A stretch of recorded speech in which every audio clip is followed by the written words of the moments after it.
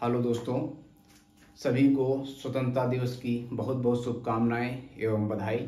आप सभी लोग पूरे जोश से स्वतंत्रता दिवस सेलिब्रेट करिए और कोशिश करिए कि 15 अगस्त के दिन सभी लोग ध्वजारोहण में जरूर शामिल हों। सभी लोग राष्ट्रगान ध्वज के नीचे खड़े होकर जरूर गाएं।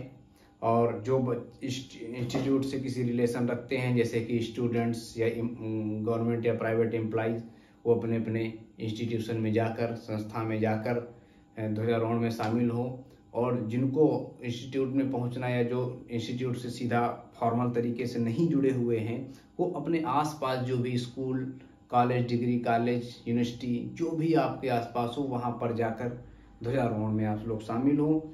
ध्वजारोहण में आप किसी इंस्टीट्यूट के सदस्य हैं कि नहीं हैं ये मायने नहीं रखता। उस दिन सभी लोग जो है कोई भी कहीं पर भी ध्वजारोहण में शामिल हो सकता है और अपने देश का स्वतंत्रता दिवस मना सकता है, अच्छे से सेलिब्रेट कर सकता है। तो आप लोग जो जहाँ पर भी हैं, जिस भी स्थिति में हैं, आप लोग कोशिश करिए जरूर से जरूर ध्वजारोहण में शामिल हो। ये पर्व साल में स्वतंत्रता दिवस केवल एक बार ही आता है, तो इतनी रिक्वेस्ट है आप लोगों से कि स्वतंत्रता दिवस में जरूर शामिल हो, जरूर मनाएं, अपने राष्ट्रीय ध्वज को जरूर सलाम करें। और देशभक्ति के इस माहौल में कुछ चीज़ें भी याद रखें कि राष्ट्र ध्वज का सम्मान हमारे लिए सर्वोपरि है। और जो हमारे महापुरुष हैं, जिन्होंने इस आज़ादी के लिए अपना सर्वोच्च बलिदान दिया, उनका सम्मान करते रहें, उनके बारे में जानें, पढ़ें, याद रखें कि उन्हीं के बलिदान के बाद हमको आज आज़ादी मिली है।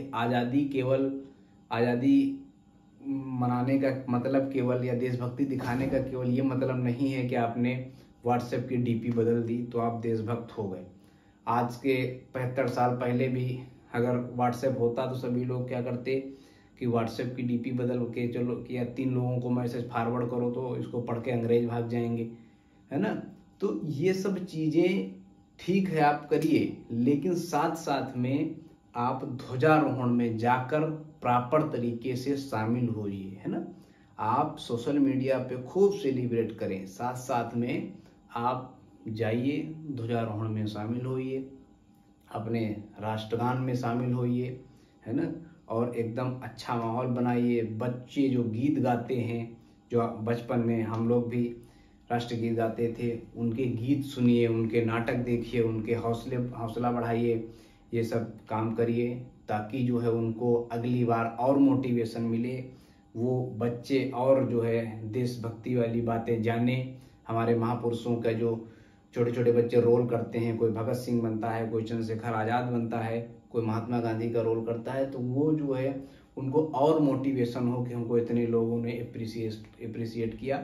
तो ये सब चीज़ें होंगी आपके वहाँ पर पहुँचने से कि जो हमारी आने वाली जनरेशन है वो और देशभक्ति के प्रति प्रेरित होगी और चीज़ों को जानेगी। मैं बांदा एग्रीकल्चर यूनिवर्सिटी से ग्रेजुएशन कर रहा था, तो सेकेंड ईयर की बात है। तो मेरी एक आदत रही है कि मैं हमेशा अपने रूम में जो है चंद्रशेखर आज़ाद जी की प्रतिमा, मतलब वो तस्वीर अपने रूम में जरूर लगाए रहता हूँ। तो हमारे रूम में तस्वीर लगी हुई थी, तो एक लड़का आया, तो वो उसने कहा, जैसे रूम में आया, कह रहा कि दीक्षित भगत सिंह की तस्वीर बड़ी बढ़िया लगाए हो। तो हमको बड़ा आश्चर्य हुआ कि मतलब आज की जनरेशन ये भी नहीं पहचान रही है कि भगत सिंह, महात्मा गांधी, चंद्रशेखर आज़ाद, सुभाष चंद्र बोस, इन लोगों को भी नहीं पहचान रहे हैं। तो जब उनको पहचान नहीं रहे हैं तो उनके बारे में पढ़ेंगे क्या। देखिए, पढ़ाई का मतलब ये नहीं होता है कि जो आपको केवल मार्क्स दिलाए, नंबर जिससे आए वही केवल आप पढ़िए, है ना। कि अगर आप हिस्ट्री के स्टूडेंट नहीं है तो आप लोग ये ना जाने कि स्वतंत्रता संग्राम, प्रथम स्वतंत्रता संग्राम कब हुआ, द्वितीय कब हुआ, कौन कौन लोगों ने हमारे स्वतंत्रता के लिए अपना सर्वोच्च बलिदान दिया, किन किन लोगों ने कोशिश किया, किसका क्या योगदान रहा। ये चीज़ें जानना हम लोगों का कर्तव्य है। हमें जाने कि आज अगर हम फ्री होकर कहीं भी जा सकते हैं, कुछ भी बोल सकते हैं, तो उसके लिए इसके पीछे कितने लोगों ने अपना बलिदान दिया है, कितने लोगों ने स्ट्रगल किए, कितने लोगों ने सब कुछ अपना छोड़ के जो है आज़ादी, भारत को आज़ाद कराने के लिए एकदम जी जान से लगे रहे। तो ये सब चीज़ें समझनी होंगी। हम अगर हिस्ट्री के स्टूडेंट नहीं भी हैं तब भी हमको जानना होगा कि भगत सिंह जी को फांसी क्यों हुई, भगत सिंह जी ने हमारे देश के लिए क्या किया, उनका क्या पूरा नाम क्या था, उनके माता पिता का क्या नाम था, रहने वाले कहाँ के थे, भगत सिंह जी से हम क्या सीख लेते। ये सब चीज़ें जब उनके बारे में हम पढ़ेंगे, चंद्रशेखर आज़ाद जी ने कौन सी पार्टी बनाई थी, चंद्रशेखर आज़ाद जी ने क्या क्या काम किए, महात्मा गांधी ने कौन कौन से आंदोलन किए, महात्मा गांधी जी ने क्या क्या योगदान दिया, सुभाष चंद्र बोस जी ने कौन सी सेनाएं बनाई, ये सब चीज़ें जब तक हम नहीं जानेंगे तब तक हमारी आज़ादी हमेशा अधूरी रहेगी, जब तक हम अपने महापुरुषों का सम्मान नहीं करेंगे।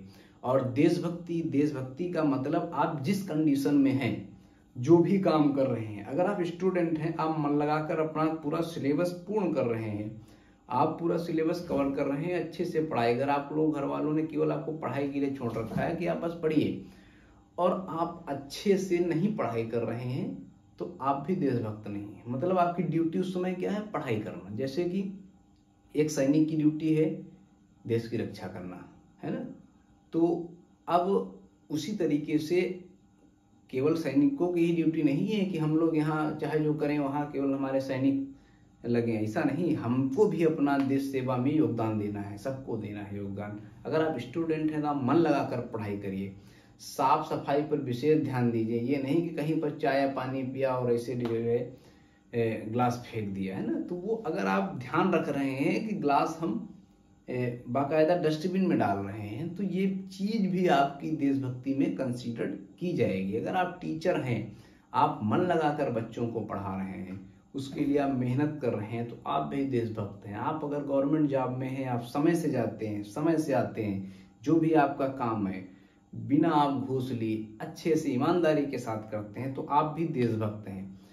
कोई भी व्यक्ति अपने काम को अगर ईमानदारी के साथ करता है, बिना किसी को नुकसान पहुंचाए, दुख पहुंचाए, तो वो सभी व्यक्ति जो है वो देशभक्त हैं। तो आप ये सोचिए कि क्या आप वास्तव में देशभक्त हैं। अगर आप मन लगाकर पढ़ाई कर रहे हैं, अपना सिलेबस पूर्ण कर रहे हैं, जिसके लिए भी आप लगे हैं, आप जॉब कर रहे हैं, सरकारी प्राइवेट जो भी जॉब कर रहे हैं, आप उसमें अपना पूरा योगदान दे रहे हैं, है ना।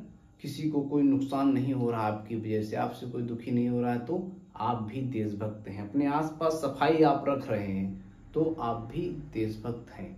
तो ये सब चीज़ें याद रखिए, है ना। साथ साथ में एक बहुत जो इम्पोर्टेंट चीज़ मैं दोबारा बता रहा हूँ कि सभी को ध्वजारोहण में जरूर शामिल होना है। सभी लोग जाएं, ध्वजारोहण में शामिल हों और अपने आसपास जो भी कल्चरल प्रोग्राम्स होते हैं उनमें जो बच्चे पार्टिसिपेट करते हैं उनको देखें, अपना बचपन याद करें और उन बच्चों को अप्रिसिएट करें।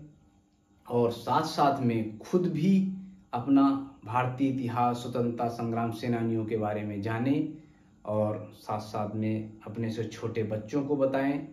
और राष्ट्र ध्वज का सम्मान कैसे करना है, कैसे ध्वज को फहराना है ना।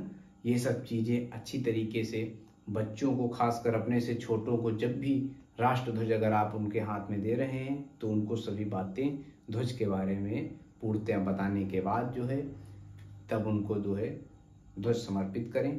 तो ये सब चीज़ें याद रखें और अच्छी तरीके से अपना पूरा मन लगाकर जो भी कर रहे हैं, पढ़ाई कर रहे हैं, जॉब कर रहे हैं, जो भी कर रहे हैं, आप टीचिंग कर रहे हैं, जो भी कर रहे हैं, मन लगाकर आप करें, वही सबसे बड़ी आपकी देशभक्ति है। भ्रामित खबरें ना फैलाएं और अपने आसपास साफ सफाई बनाए रखें और कोशिश करें ज़्यादा से ज़्यादा, क्योंकि कोशिश ही की जा सकती है कि सत्य बोलें, है ना। और बस स्वतंत्रता दिवस की बहुत बहुत शुभकामनाएं। सभी लोग अच्छे से सेलिब्रेट करिए। जय हिंद, जय भारत।